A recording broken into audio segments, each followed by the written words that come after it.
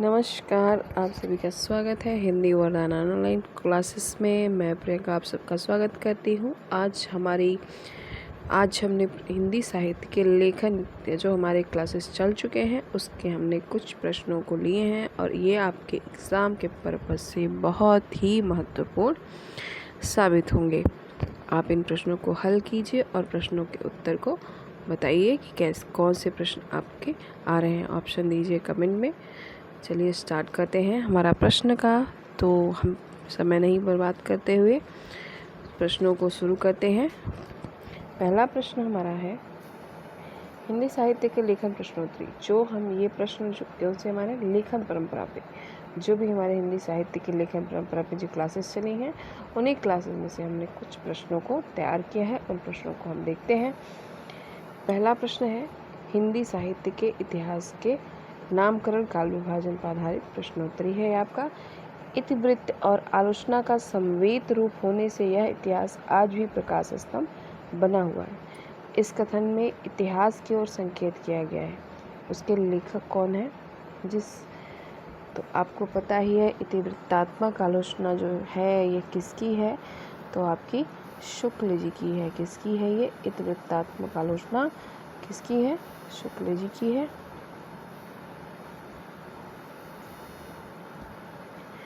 ठीक है। हिंदी साहित्य के इतिहास में आदिकाल के आधार काल किसने नाम दिया? तो नामकरण पे है ये प्रश्न कि आधार काल नाम किसने दिया था। आपको पता है आदिकाल की जो नामकरण है इसमें सबने अपना नाम इसमें दिया था, जिसमें आधार काल नाम किसने दिया था इसको हम देखते हैं। तो आधार काल आपको पता है क्या डॉक्टर राम शंकर शुक्ल ने दिया था, क्या श्याम सुंदर ने दिया था, क्या चंद्रभान शर्मा गुलेरी ने दिया था, क्या मोहन अवस्थी ने दिया था? बताइए। तो हिंदी साहित्य में आदिकाल के लिए आधार काल आपको पता है, आधार काल मोहन अवस्थी किसने दिया था? डॉक्टर मोहन अवस्थी ने आधार काल नाम दिया था। आधार काल नाम किसने दिया था? आधार काल मोहन अवस्थी ने। और सुमन राजे ने भी दिया था। किसने? सुमन राजे ने। हिंदी साहित्य का आधा इतिहास, हिंदी साहित्य का नया इतिहास सुमन राजे की रचना है। ठीक है। चंद्रधर शर्मा गुलेरी जी ने, आपको पता ही है गुलेरी जी ने क्या नाम दिया था। तो चंद्रधर शर्मा गुलेरी जी ने अब क्या जो नाम दिया था, ये सुमन राजे ने, मोहन अवस्थी ने क्या नाम दिया था? आदिकाल दिया था। आदिकाल को आधार काल कहा था, है ना। और गुलेरी जी ने जो आपको पता है कि बहुत ही महत्वपूर्ण नाम दिया है वो है पुरानी हिंदी। उन्होंने पुरानी हिंदी कहा था। पुरानी हिंदी कहा आपका आदिकाल को पुरानी हिंदी कहा था। ठीक है। चलिए नेक्स्ट चलते हैं।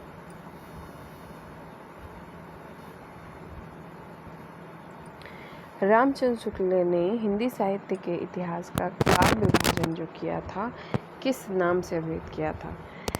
वर्णानुक्रम, कालानुक्रम और वैज्ञानिक पद्धति। युक्त में से कोई नहीं। तो आप बताइए वर्णानुक्रम में कौन कौन थे? तो आपको पता ही है वर्णानुक्रम जो है काल विभाजन में किसने किया था? गारसाद तासी की रचना। इस्तवार दलाल तृतीय इंद्रिय हिंदुस्तानी किसकी रचना है? ये तासी की रचना है, जो किसमें थी? वर्णानुक्रम में थी। कालानुक्रम में कह सकते हैं कि काल के अनुसार जिन्होंने विभाजन किया था। तो इसमें कौन थे आपके? ग्रियर्सन सबसे पहले काल विभाजन पे किया था। और वैज्ञानिक में आपको कहते हैं तो वे गणपति चंद्रगुप्त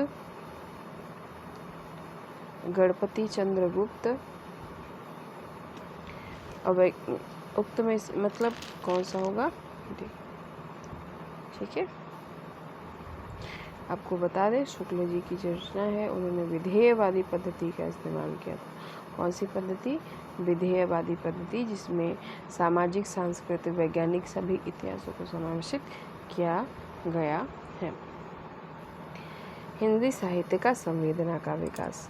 हिंदी साहित्य के संवेदना का विकास किसकी रचना है? आपके पास सब इनकी पुस्तक हर हिंदी साहित्य के जो है तैयारी करने वाले सभी आप लोगों के पास, हमारे पास, सबके पास है इसकी पुस्तक हिंदी साहित्य का संवेदना का विकास। किसकी रचना है? यह रामस्वरूप चतुर्वेदी जी की रचना है। हिंदी साहित्य और संवेदना का विकास, रामस्वरूप चतुर्वेदी, जो कि 1986 कब 1986 में प्रकाशित किया गया था। हिंदी साहित्य और संवेदना का विकास, ठीक है।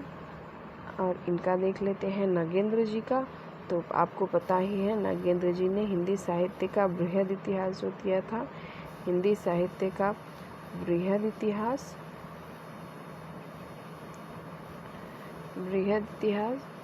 जिनका इन्होंने संपादन किया था, लेखन नहीं किया था। तो हिंदी साहित्य का इतिहास इनकी एक संपादित रचना है। हिंदी साहित्य का इतिहास इनकी क्या है? एक संपादित रचना है। हिंदी साहित्य का इतिहास इनकी क्या है? जो है संपादित रचना है, ठीक है। रामविलास शर्मा जी का देखें तो हिंदी साहित्य के इतिहास की समस्याएं जो है इनकी रचना है। हिंदी साहित्य की समस्याएं रामविलास शर्मा जी की रचना है, ठीक है। चलिए आगे चलते हैं।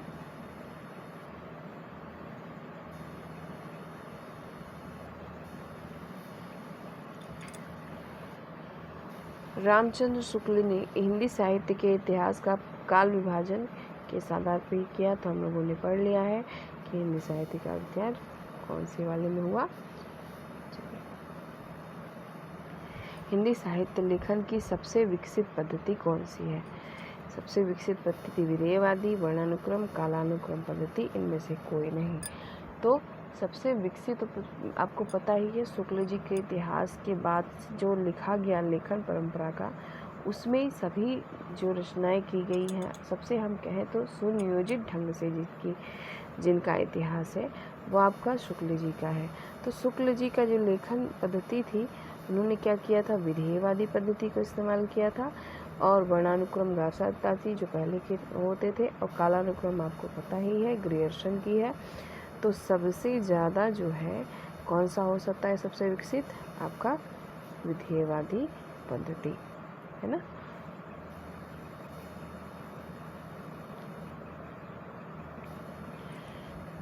अब इस प्रश्न का उत्तर बताइए। ग्रियर्सन की कृत जो है the modern vernacular literature of Hindustan, the modern vernacular literature of Hindustan किसकी रचना है? यह आपकी the modern vernacular literature of Hindustan को पता है, यह रचना ग्रियर्सन की है।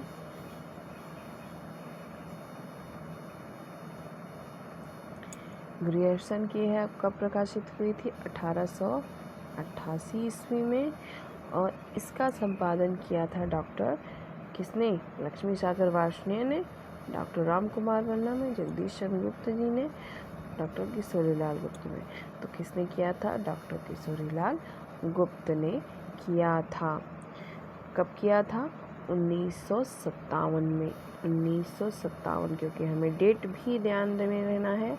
1957 ईस्वी में हिंदी साहित्य का प्रथम इतिहास के नाम से किया था, जिसमें इन्होंने हिंदी के सभी रचनाकारों को सम्मिलित किया था। वैसे इनमें ग्रियर्सन की रचना में सभी हिंदी के ही रचनाकारों को सम्मिलित किया गया था, लेकिन जो इसका किया था संपादन इसने डॉक्टर किशोरीलाल गुप्त ने किया था। डॉक्टर लक्ष्मी सागर वार्ष्णेय आपको पता ही है, इन्होंने गार्साती की जो रचना है लक्ष्मी सागर वार्ष्णेय जी ने, इन्होंने किसका किया था? इस्तवार दला लित्रेतुर इंद्रिय हिंदुस्तानी की रचना का किया था। किस सन में किया था? 1952। सिक्वल लगाने के लिए भी दे सकता है। तो जो 1952 में किसका है? लक्ष्मी सागर वार्ष्णेय का है। कौन सी? वारसाद ताजी की रचना इस्तवाद लिटरेटी और हिंदुस्तानी है। और 1957 में किशोरी लाल गुप्त जी की है, जिस रिकॉल में देखेंगे तो आप ये ध्यान दीजिएगा, इन दोनों को रखा जा सकता है। इतिहास लेखन में तथ्य और तर्क का समन्वय आवश्यक है। यह विचार किसका है? तो इतिहास लेखन में तथ्य और तर्क का समन्वय, तो यह कथन आपको पता ही है किसका है? शुक्ल जी का कथन है। आचार्य रामचंद्र शुक्ल के अनुसार भक्ति काल की अवधि क्या मानी गई है? आप बताइए कि आचार्य रामचंद्र शुक्ल जी के अनुसार भक्ति काल को किस काल की समय क्या है? इस पे हमारी क्लास रहेगी। अभी आप इसका आंसर दीजिए। मैंने आपको पहली क्लास में बताया था शुक्ल जी के वाले में कि उन्होंने काल विभाजन में रखा था, तो समय क्या रखा था? 700 कितना है? 1000 से 1600, 1350 से 1700, 1400 से 1700, 1200 से। आपको बता दें शुक्ल जी का जो काल विभाजन है वो 1050 से 1375 विक्रम संवत में है, ठीक है। और फिर पूर्व मध्यकाल यानी भक्ति काल को उन्होंने रखा था 1375 से कितना? 1700 से 1900 इनका रीतिकाल था। 1900 से आज तक इनका क्या है? आधुनिक काल। तो इसमें भक्ति काल कौन सा हुआ आपका? 1375 से 1700 तक, ठीक है। तो इसमें आपको क्या करना है? विक्रम संवत में है तो विक्रम संवत में आपको ईस्वी में करना पड़ेगा, 57 माइनस करना पड़ेगा। तो इसमें जब माइनस करेंगे तो कितना आ रहा है आपका? इसको आप कर लीजिए। चलिए आगे चलते हैं। मिस्र बंधु ने रीतकाल को नाम दिया। मिस्र बंधुओं ने रीतकाल को क्या नाम दिया था? तो जो रीतकाल है इसका जब नामकरण किया गया था तो मिस्र बंधुओं ने क्या नाम दिया था इसको? रीतकाल को श्रृंगार काल कहा था, अलंकृत काल कहा था, अंधकार काल कहा था, कला काल कहा था। तो मिस्र बंधुओं ने आपको पता ही है श्रृंगार काल नाम दिया था, ठीक है।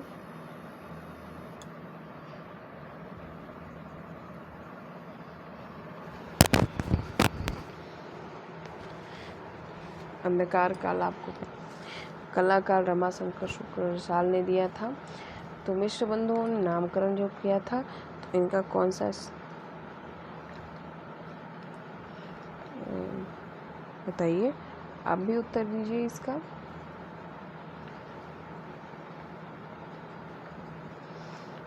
सभी नामकरण सभी आपको ध्यान में रखने हैं। रीतिकाल के जो नाम दिए गए हैं वो आपके जो नामकरण दिए हैं जिनके रचनाकारों द्वारा के रीतिकाल को क्या नाम दिया गया, तो सभी के सभी आपको ध्यान में रखने हैं, ठीक है। चलिए आगे चलते हैं।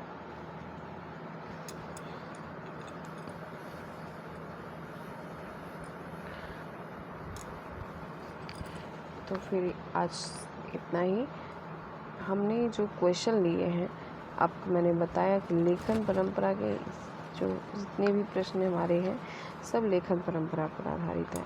तो आपको ये ध्यान में देना है लेखन परंपरा में जितने भी प्रश्न आ रहे हैं, मैं ये प्रश्नोत्तरी भाग 1 है, प्रश्नोत्तरी भाग 2 के लिए हम लोग आगे की क्लासेस देखेंगे इसमें, ठीक है।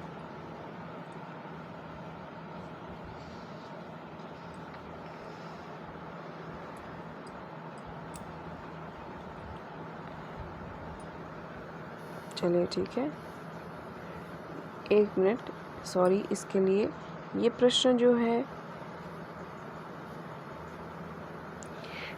मिस्र बंधुओं ने इसके लिए क्षमा है क्योंकि ये श्रृंगार काल नहीं, ये मेरे दिमाग से ज़बान से दूसरा निकल गया। श्रृंगार काल नहीं, अलंकृत काल कहा था। मिस्र बंधुओं ने क्या कहा था? अलंकृत काल नाम दिया था। आपको पता है श्रृंगार काल विश्वनाथ जी ने दिया था, किसने दिया था? विश्वनाथ जी ने। और कलाकल आपको पता ही है, रमाशंकर शंकरशाल ने दिया था। अंधकार काल कहा था आपका त्रिलोचन जी ने। किसने दिया था? त्रिलोचन जी ने। ठीक है, तो ये ध्यान दीजिएगा, थोड़ा सा थोड़ा पॉइंट व्यू सही कर लीजिएगा।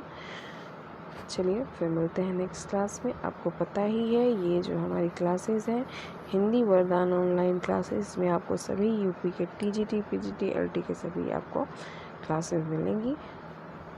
अपना ध्यान रखिए, अच्छे से तैयारी करिए। फिर मिलते हैं नेक्स्ट क्लास में।